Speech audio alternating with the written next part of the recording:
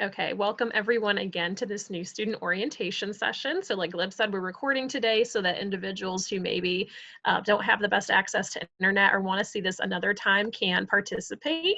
My name is Kelly Williams and I do outreach for us here at LFCC. But I was a student back in the day when I was going here, so I hope that whatever I share with you today, coming not only from a staff perspective, but a student perspective will be helpful to you. So let's go ahead and get started with some LFCC lingo. These are some terms that you might hear thrown around quite a bit whenever you're with us with LFCC. And I'm just going to go through them one by one. So the first one is program plan. A lot of times you might hear someone say, what is your major? What are you studying? That's usually referring to your program plan. And your program plan is going to be usually named, nursing or let's say business administration or information technology, whatever it is. But it also includes the courses that you're going to have within the program plan and the number of credit hours that those create as a whole. So a credit hour then is that little number that you see right next to that line of that class. So let's say you have business administration and your class is accounting part 1 and it says 3 credits. Those 3 credits are going to represent the amount of time that you're going to spend in class and the amount of time that you're going to be spending doing homework. So you might expect, for example, with a 3 credit hour class to spend 3 hours in class a week. And then usually you'll take those number of credit hours and multiply it by 3. So maybe 9 hours of homework. Now that's not everybody. Some of you might take less time, some of you take more time. It really just depends on you and the pace that you want to set, and usually your familiarity with that course as well. The reason that's important is because knowing what you can handle and knowing what the right balance is for you with credit hours will help you decide if you want to be a full-time or a part-time student. So if you want to be a full-time student, you're going to be taking at least 12 credit hours. So that's about 12 hours in the classroom and then all of the associated homework. So, 12 credit hours is just one way to start. You might take 15 credits or 18 credits, but that's usually what you would do if you're going to be full-time. And the reason we say full-time is by the time you add all of that time up, it's probably going to feel like a full-time job. Now, if you say, Kelly, Liv, I have other things going on in life. I'm a mom, I'm a dad, I have a job, I have other things going on, I'm a caretaker. Full-time might not be for me. Totally okay, no worries, no problem. You can be part-time. So part-time is going to be 11 credit hours or less. And that's what I did when I was at LFCC. I worked, I went to school part-time. But again, you find the balance that is right for you. The academic calendar is the next thing that we're going to go over. And what I'm going to do for a moment is to stop sharing, and I'm going to show you what a real academic calendar looks like. So give me just the chance here to bring this up, and that way you all can see it firsthand.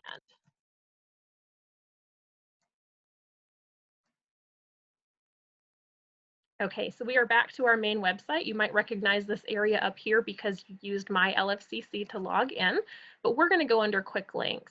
You can also find this under current students, but it's the academic dates, calendars, and final exam schedules. So since you are students that are going to be starting in the spring of 2021, you are going to be part of the 2020 to 2021 academic calendar. Usually an academic calendar is going to go from fall all the way through summer rather than January to December like a typical calendar year would. So again, 2020 to 2021. I'm going to go ahead and scroll down to spring. And you're going to notice a lot of dates in here and a lot of numbers. I'm going to help you all focus on the part that's going to be most relevant to you. The first thing that you might see here are those class sessions. So we have 14, 12, and 7-week courses along with 5-week. Most of our courses are going to be 14-week courses that go all semester long, whereas the minority of them are going to be 7 or 12-week. Those 5-week courses that you see there are usually for math essential courses, and that you can talk with Leah Poole a little bit more if you're placed directly into a math essential course. But focusing again on those 14-week courses, you're going to see that your semester is going to begin on January 19th. So go ahead and put that date in your calendar. The next date that you're going to see is the last date to register late or add. So let's say, for example, you've got 12 credits and you decide that maybe you could handle one more class, or maybe you'd like to take one less class. If you want to go ahead and add one more class to your schedule or switch some things around, you can do that by January 21st. Keep in mind, though, that's only 2 days after the start of the semester, so you're going to have to jump on it quick. Best way to tell though is just to go ahead and look at the syllabus that your professor has prepared for you. That's a document that has all of the homework assignments, all of their expectations, and that should help you kind of see again if you want to add a class. Again, maybe you notice, hey, I thought I signed up for an online class, but I actually wanted hybrid or I actually wanted online live. That would be a good time to make that switch too. So let's say then you go through a semester a little bit and something happens that makes it a little less likely that you're going to be successful in the credit load that you're in and you want to drop a class. That drop date is going to be February 6th. So what it says here is last date to qualify for a refund. Um, reason it's phrased like that is because if you drop your class by February 6th, not only does it not have an impact on your transcript, so no grade, but you also will get a full refund if you paid for that class. So that's kind of the ideal time to go ahead and drop something. But again, if life happens after that, it's not the end. You can still withdraw from a class, and that date is March 26th. So with that one, you also don't have a grade penalty, but it does have a W on your transcript. It means withdraw. However, you don't get a refund for that class if you paid for it. So again, so it's a resources, but we're going to do everything that we can to make sure that you're succeeding all along the way, and hopefully won't have to feel like you need to drop or withdraw from a class. We also have spring break in here. It's March 8th to 14th. So if you need a break or if you need a vacay, that's a good time to go ahead and plan for that. And then finally, classes end on May 3rd. So you're going to see these semester calendars available to you always, no matter what semester you're in, whether it helps you to plan ahead or just kind of navigate the semester as you're going along. So back to our presentation here, that was our academic calendar. Next is FERPA. And for those of you who may be new to college or new to LFCC, the best way that I can describe it is it's kind of like HIPAA when you go to a hospital or a doctor's office. So with HIPAA, right, your information is protected and nobody can access it unless you give them permission. It's the same thing with FERPA, but FERPA is for colleges and universities. So let's say, for example, you want a spouse, a partner, a parent, a supporter or guardian to be able to access your information. You could list that person as one of those approved people. Some of the information that they might be able to access are your grades, your schedule, how much money you owe, whether you're enrolled at all. So those are just some examples of the things that they might see. But again, somebody else who isn't listed on there cannot see it because it is yours and we do protect that information for you. Finally, we have our course offerings listed here. It's a little bit different this semester than other semesters. In a typical semester, you could be online, you could be in person, or you could kind of have a mix of both. But here's what we have offering to you this spring. First is online, and that's like a typical online class. So you do it on your time whenever you're ready. If you work third shift and a certain time of the day is better for you than it might be for somebody else, you do it whenever you need to do it. No worries. If you have a full-time job, sometimes online can be great because when you get home or you have those weekends, whatever your weekend day may be, you could go ahead and do your work then.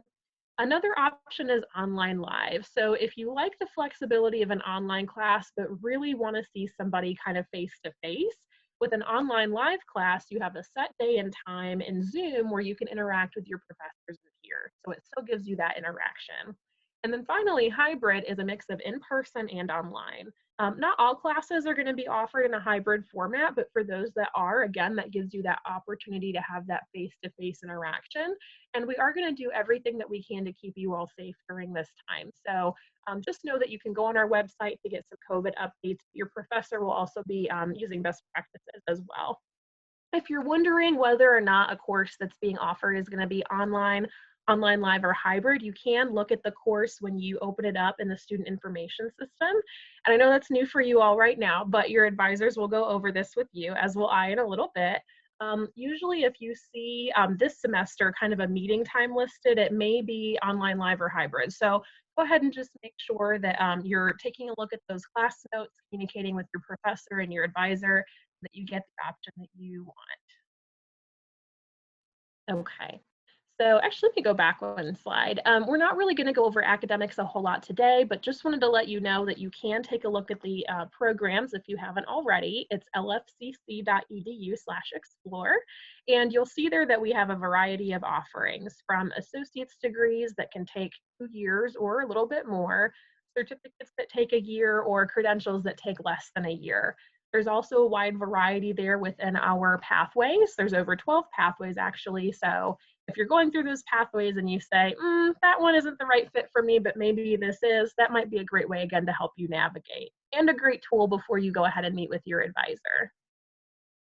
Okay, here's where we're really gonna get down into the resources and explore things a little bit further. I'm gonna stop share again, and I'm gonna log into my LFCC just like you all are. You can follow along with me just by looking at my screen, or you can use the steps that I'm using to kind of navigate my LFCC yourself. All right, so I'm gonna go ahead and log in real quick.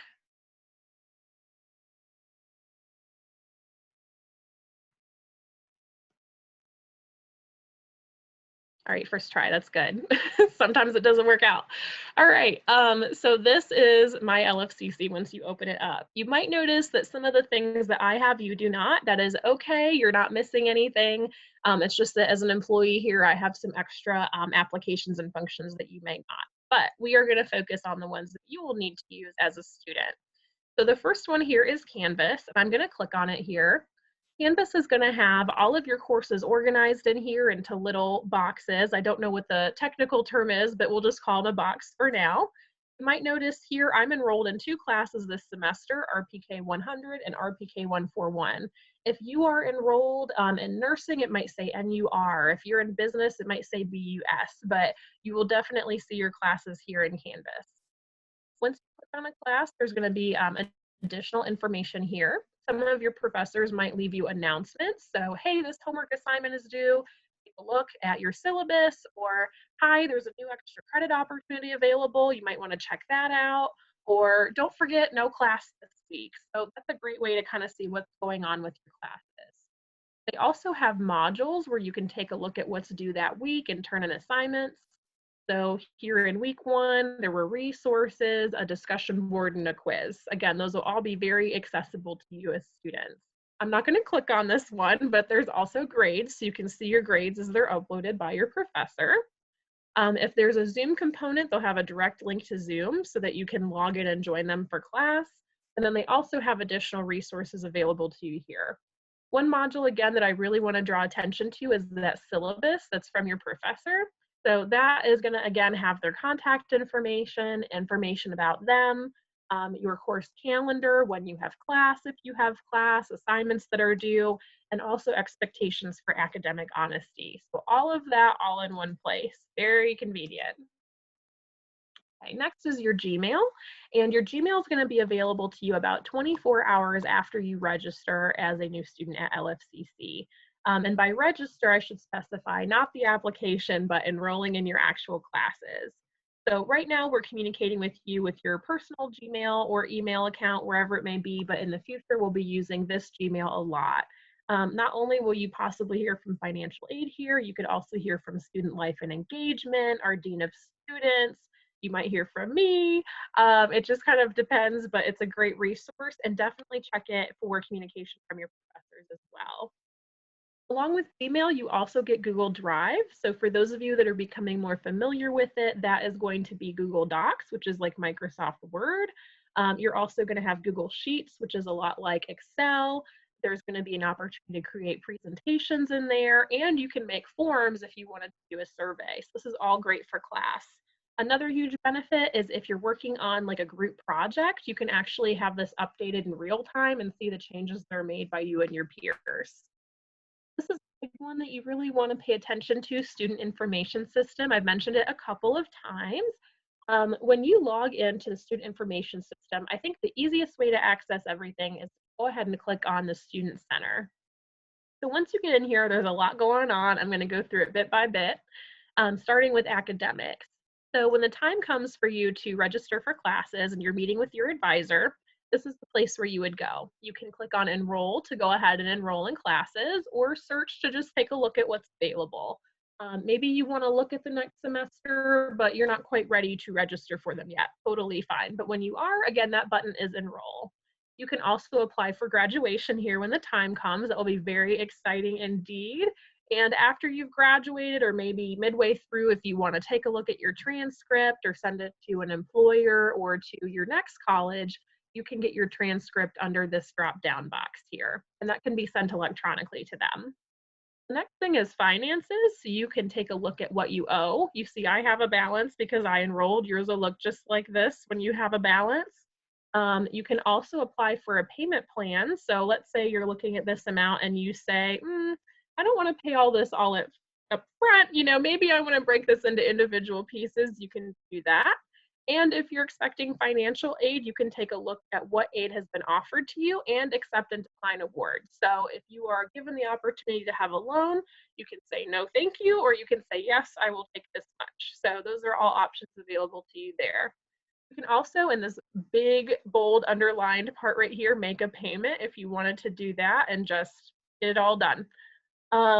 In addition to that, this is hidden down here, but your personal information is going to be there as well. That's your phone number and address. Do make sure that it's updated so that if we need to communicate with you or send you anything, we can do that. Next, I'm going to bring up this holds box. So again, like Lib said, if you're a new student, there might be a new student hold, there could be an under 18 hold.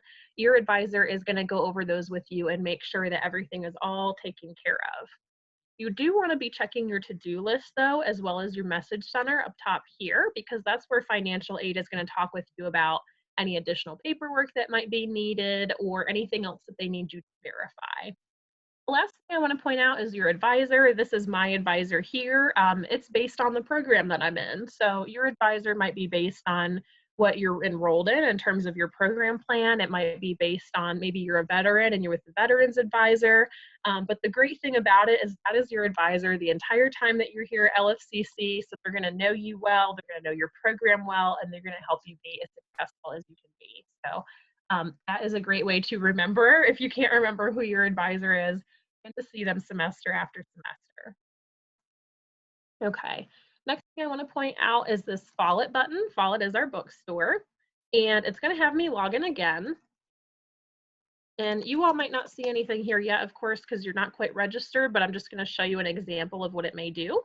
It actually pulls your information from your semester and tells you what books you need to buy. So very easy. You can also see this with an SIS. There's a view textbook information, but you can see here it's already telling me that I need maybe 4 books for my classes. Yours may look different. And do know that there are options to rent as well as buy. So renting can save you a lot of money. It can also just save you kind of the hassle of trying to buy it somewhere else to compare prices. So just so that that is a resource. Zoom, of course, is here. You can actually arrange your own Zoom meetings if you wanted to have a group project kind of get together.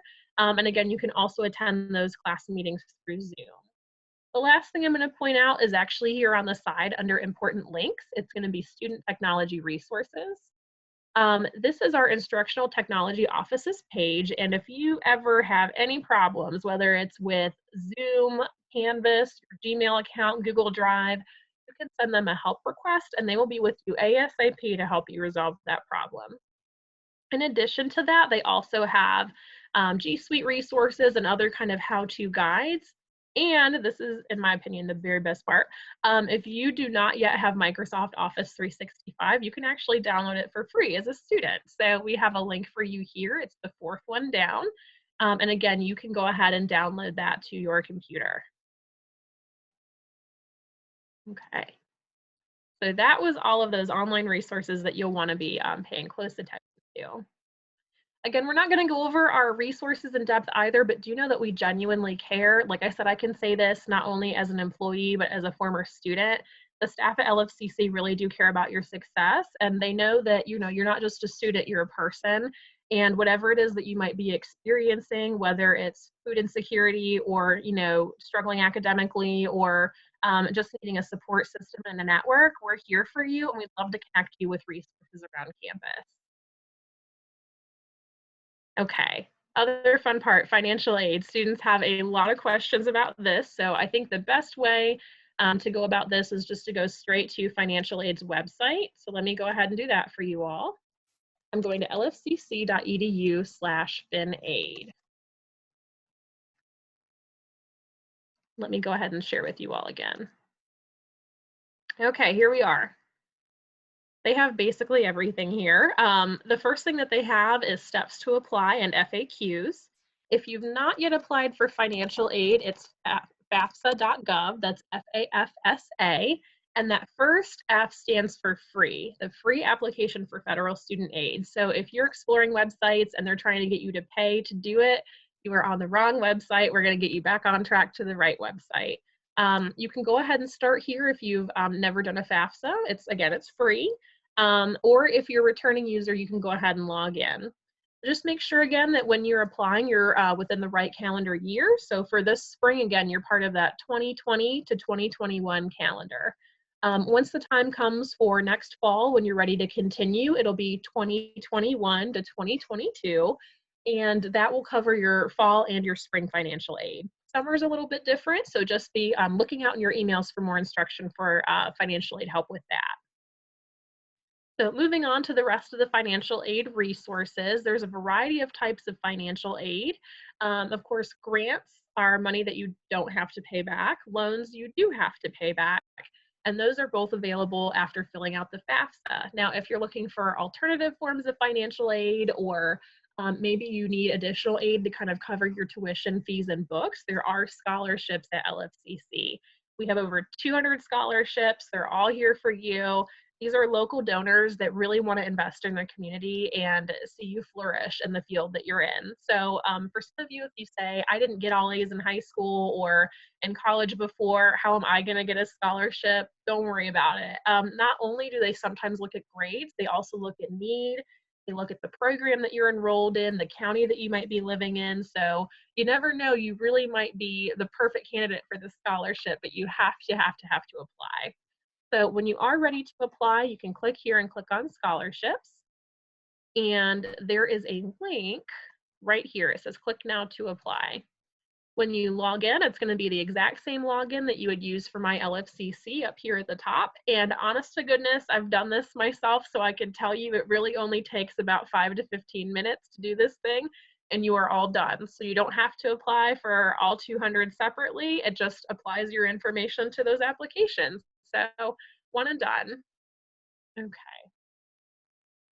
So let's go back again. Also know that there's additional funding available right now. This may not be relevant all the way up through January, but if you enroll before December 14th, there is funding for individuals who may have lost their job due to COVID-19. So just be aware that that is a resource that may be available to you, and you can talk with the financial aid office more about your eligibility for that. Okay, so let's say you've kind of heard all of this information, you think you kind of know what's available to you, but you really need some help filling out that FAFSA, or you get something in your message center and you're not quite sure what they're asking you for. Our financial aid office is always here to help. In fact, they're available 24/7. So I'm going to tell you some of the days and some of the ways that you can get help from them. They do have a drop-in Zoom session that you could join. So again, if you want to see someone face-to-face, that way you could. And they have each of the days and times mentioned there for Zoom. You can also chat with them and do a live chat. You can call them or you can email them.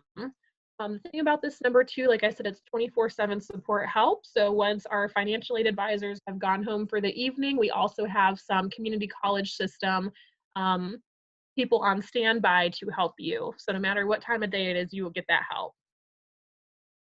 Okay, so there again is everything, and you can go to lfcc.edu/finaid to access all that. I do want to mention actually before we move on, this is something we hear a lot. Students will say, well, don't I need to be full-time to get financial aid? And actually you don't. It's kind of a myth that kind of floats around still, even after all these years. Financial aid is actually prorated. So what that means is the more credits you're taking, the more money you're getting. So if you take 12 credits, you're going to get more than if you took 9 credits, but you still can be eligible for aid. All right, here's the fun part that Liv and I love so much. We used to work in student life, and we love everything that student life and engagement does for students. So it's not just during the times that we are present on our campuses and locations, but also now while we're at home. The college tries to do all that it can to engage you, give you leadership opportunities, and help you to grow as a person. So I'm just going to go through all of our opportunities one by one and share with you some pictures too, so you can kind of see. So the first one is the fitness center. That's at the Middletown campus. Not currently open right now, but when it is, you've got access to cardio, you've got access to free weights, you've got access to machines, Pilates equipment. There's also studios where you can do yoga, meditation, and we've even had Brazilian Jiu-Jitsu up there and a K-pop dance group. So a lot going on to keep you active. In addition to that, we've also had intramural sports, so 3-on-3 basketball, softball, soccer, and those individuals kind of compete locally with other, businesses sometimes or other students. It just kind of depends. We've also had other sports be really popular in the past, like rugby and basketball. Some people have asked to do a tennis club. So when you're on campus and we're able to do intramurals again, you could basically try to find an advisor at the college, not necessarily academic, could be a teacher, it could be me, it could be Liv, any one of us who would like to oversee your organization, your group, and they will help you get started. In addition to that, oh, that's sweet. Sorry, I love that picture. There's also co-curricular programs and student activities. So the most popular student activity we had prior to this time was the mystery bus. We would, honest to goodness, get you inside of a van with other students you did not know, and you would go to a mystery destination. So this one, they did kind of a paint party. We've also gone to haunted houses, bounce houses, and trampoline parks, ballroom dancing. You really never know what's going to happen, and that's what made it fun. But right now, we've got things going on online for you as well. So we've had kind of like a mentalist come in, like a mind reader kind of a guy. We've had virtual concerts, trivia, baking demonstrations, kind of like you would see on TV, and so much more. So just know there's always a way to get engaged. There's aerial yoga. There's also clubs and organizations that you can join in addition to those sports leagues like we talked about. Let's say you have a special interest, you love gaming or you love dancing or cooking, whatever it is, you could start a club around that even right now while we're online. You just need 5 people and that club advisor. Maybe you want leadership opportunities. You could join our student leaders in the Student Government Association, or you could be a student ambassador. Or maybe you want to be with like-minded academic achievers. You could join the Phi Theta Kappa Honor Society. Guys, I need to mute this just for a second while I close the door. Thank you. I knew the dogs were going to come down soon and you all would have been hearing a lot. Anyhow, so in addition to that, you could also join a club based on your academic program, maybe a nursing student association. And there's so many other reasons and ways to join. If you are interested in doing something outside of the classroom, you can go to lfcc.edu/studentlife to learn more. Okay, here's what's next. You all are almost done. You are at the end, so I'm proud of you. Liv has talked about this a little bit, but just wanted to remind you all about those holds and to-do list items, to-do list coming from financial aid and possibly admissions. When I say placement test, again, we're talking about that direct placement. Any transcripts you need to submit, any additional paperwork that might be asked of you, and attending your advising appointment. So again, you are almost there. So what I'm going to do next is give you this link right here. It's where you can go ahead and set up that advising appointment, and I will turn it back over to Liv.